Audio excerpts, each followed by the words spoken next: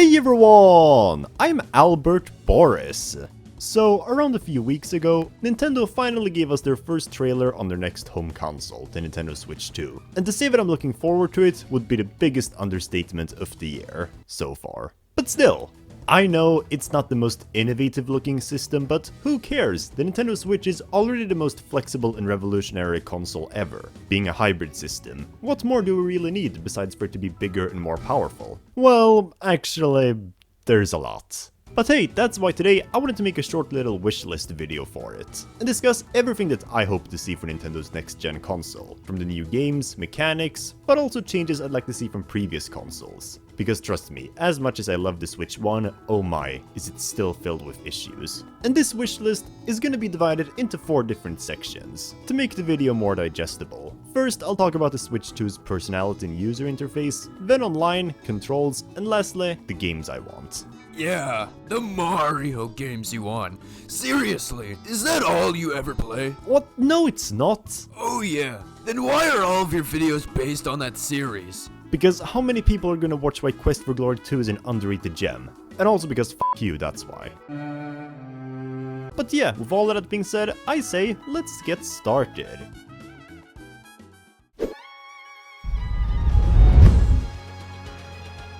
My first and perhaps most desired wish is that the user interface of the Switch 2 gets much more personality. Because if there's one thing I can't complain enough about the original Switch, it's just how boring the home menu is. It certainly gets its point across, being clean and minimalistic, and on the plus side, the loading times are basically non-existent thanks to it. Or well, apart from the eShop, that shit's a nightmare. But at the same time, I still miss how much more vibrant the Wii and 3DS era was. Not only did you have background music there, but there were also a bunch of smaller pre-downloaded apps you could play, even without buying any games. Like, does anyone still remember Face Raiders on a 3DS, or Street Pass Me Plaza? Things like this really made the older consoles come to life in a way that the Switch didn't. Heck, you can barely even customize the interface as it is. All you got was a choice between basic black or white. Seeing as the Switch 2 is luckily going to be far more powerful than the Switch though, I'm fairly confident that this time we could maybe get a more personable user interface, without sacrificing loading times. Since when it came to the Switch 1, I presume that was the main reason they went for a more efficient design. I still think the Switch 2 could keep generally the same look with all the games you own on the main row here, but the lower row here should definitely stick out more again, with more applications again such as Mii Maker. And seriously, Mii's should not be relegated to the freaking options tab again. Another application I'd love to see again is the activity log. See, one of my absolute favorite things to do on the 3DS and Wii U was check out how much playtime I had on each software. Was it useful for anything? I mean, no, not exactly, but it was still so much fun to see which games I'd wasted the most hours of my life on, and think about why. The Switch also kinda has that on your profile, but you need to not only have a Nintendo account, but it also only gives you a general average. And even worse, you can't even see every game at once.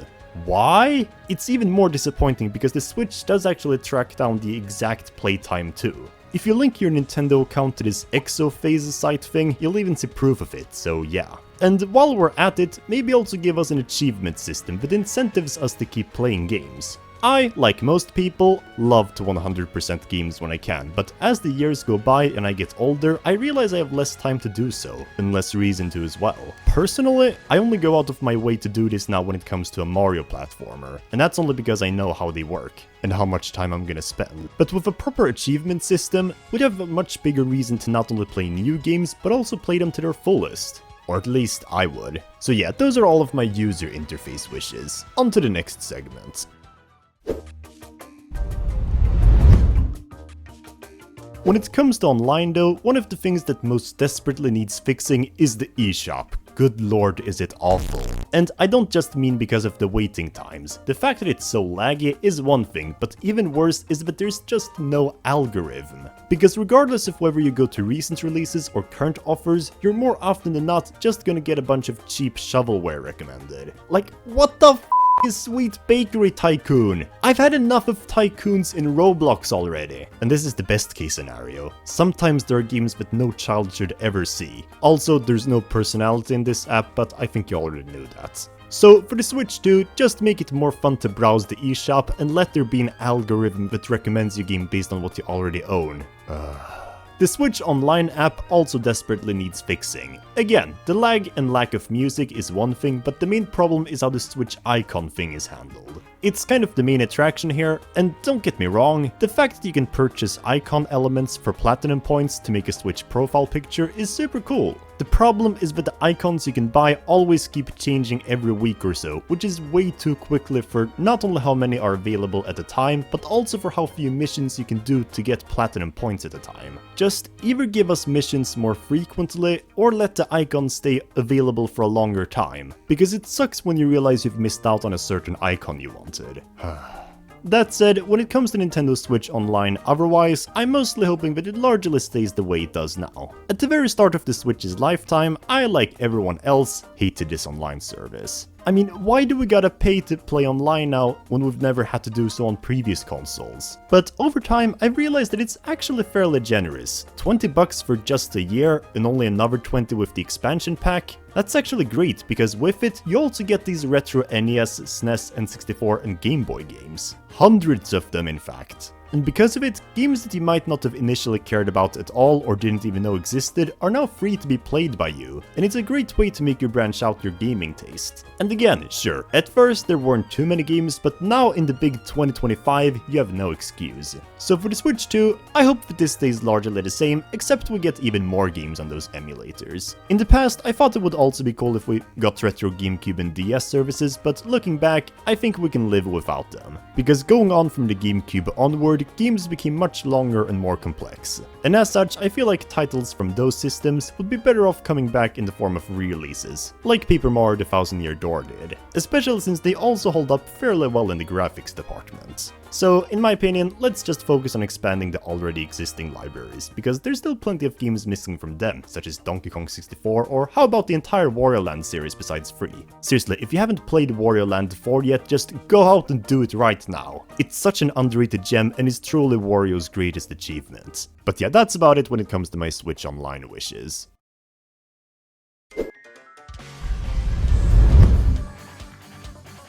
When it comes to the controls, I wish to see that the old Switch 1 controllers are still compatible with the Switch 2, or well, at least let me use the Pro controller again. Because not only would it save me so much money, but this thing is already perfection incarnate. It's the right size, it feels good, and the buttons respond to your input flawlessly. That said, screw the original Joy-Cons. I could care less if they're still compatible or not, although realistically they probably won't be, because I don't see any way you'd be able to attach them to this console. And besides, the drift just ruined them anyways. Oh yeah, and about that, if the new Joy-Cons also suffer from drifting, then oh my f***ing god, I'm gonna...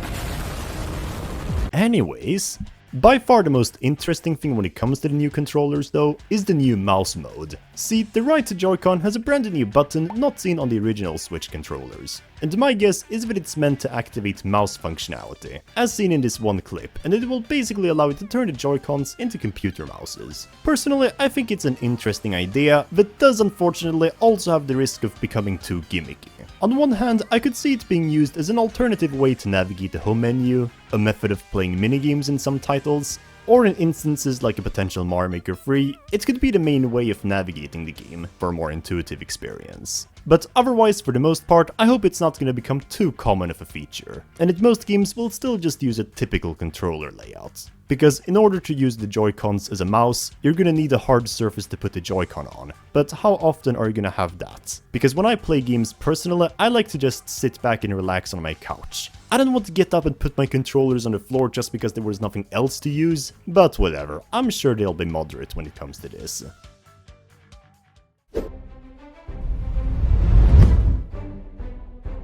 That finally brings us to my final wishes of the Switch 2, the games I want. Obviously, the most important thing. If there are no good games, why buy the console at all? I just stick to the Wii U otherwise. Now, let's get this one thing out of the way first. I don't think either Metroid Prime 4 or Pokemon Legends ZA will be launching on it. Partly because the Switch 2 is likely releasing around the middle of the summer, as that's when all of the hands-on experiences for it will end, but also because they were specifically announced for the Switch 1. And since we still have about half a year until the next console is released, I think it's more likely that we'll get these two games sometime in the spring, to fill out the game calendar before the new console. But yeah, with that said, let's now brainstorm through a few games I want. Don't you mean some Mario games you want? Oh my god, shut up!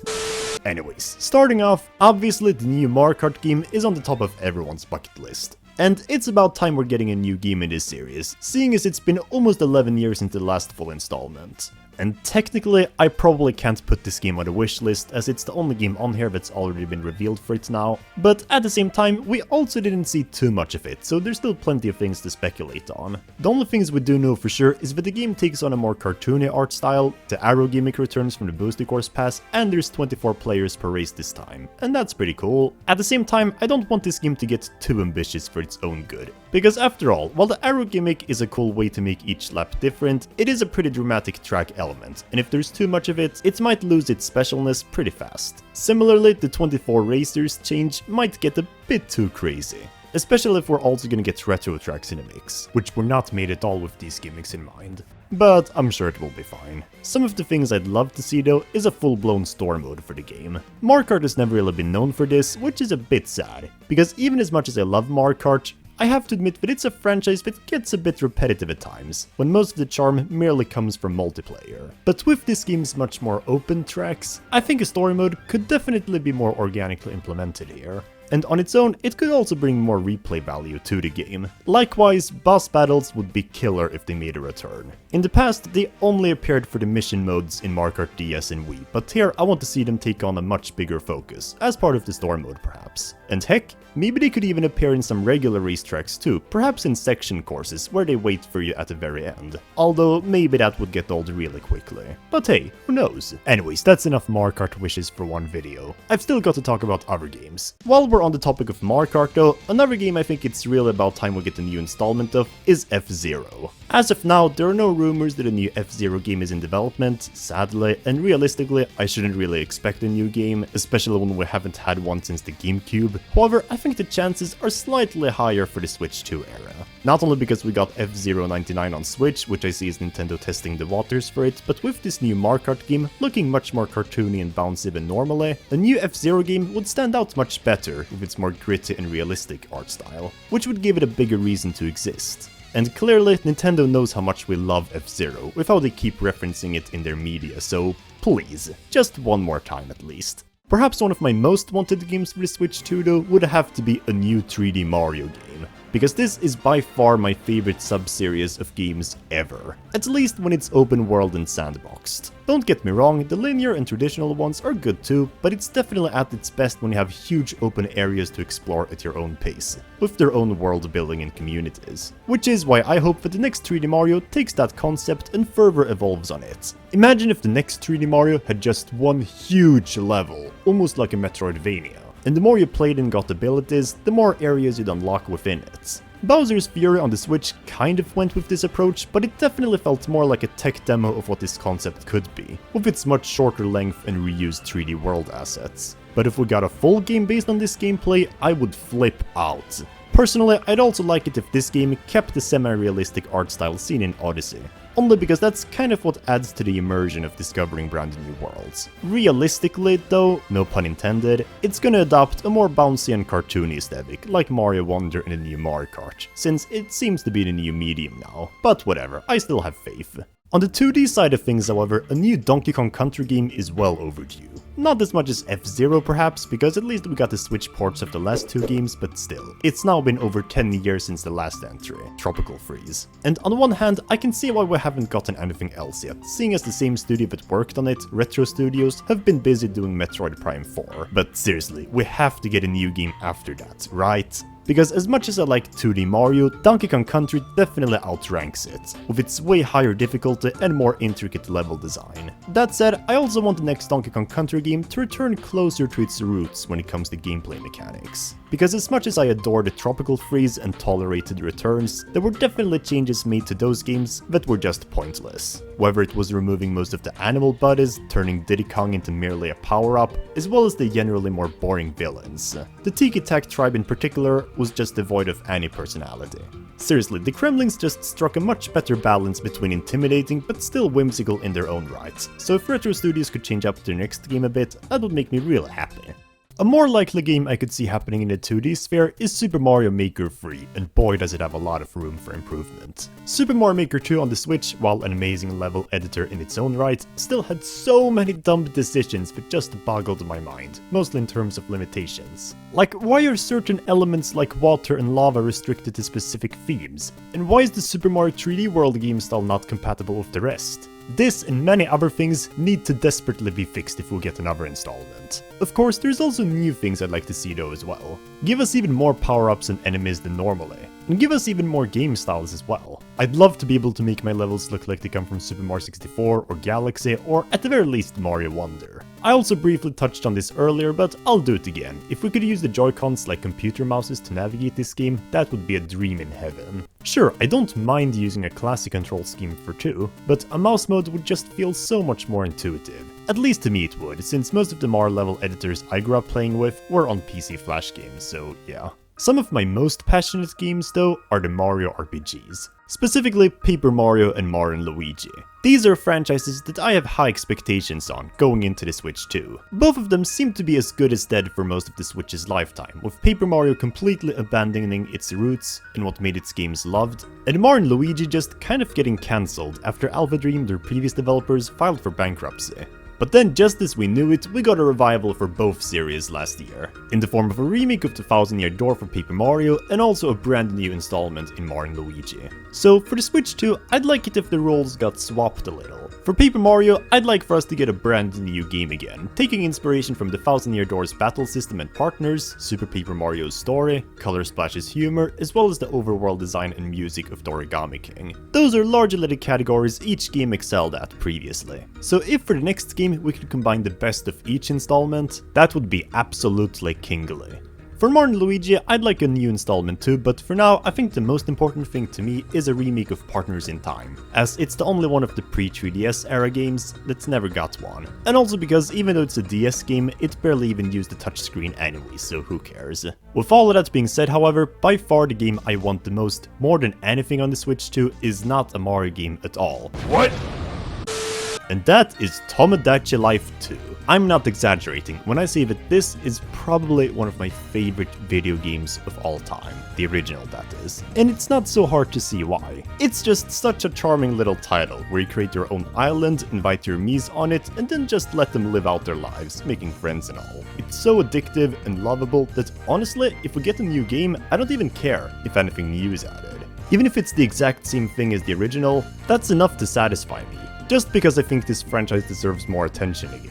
And if we don't get a sequel for this console, we might never again, since the Switch 2 might very well be the last one with Miis, thanks to its backwards compatibility with Switch 1. So yeah. Anyways, with all of that being said, that also wraps up my full wish list of everything I'd like to see for the Nintendo Switch 2. For now. But hey, as more things get announced for it, I'm sure I'll be happy about things I totally didn't expect at all. After all, there were plenty of pleasant surprises from the original Switch 1 catalog as well, that elevated the experience. But yeah, I still hope you enjoyed watching this video. But what are your biggest wishes for the Nintendo Switch 2? Did you agree with me or not? Let me know down below what you think. And if you had fun, make sure to like, share, and subscribe to my channel as I make more videos on the Nintendo Switch 2. Follow me on Discord, Twitter, and Patreon for more updates as well, and I'll see you all soon. Until next time.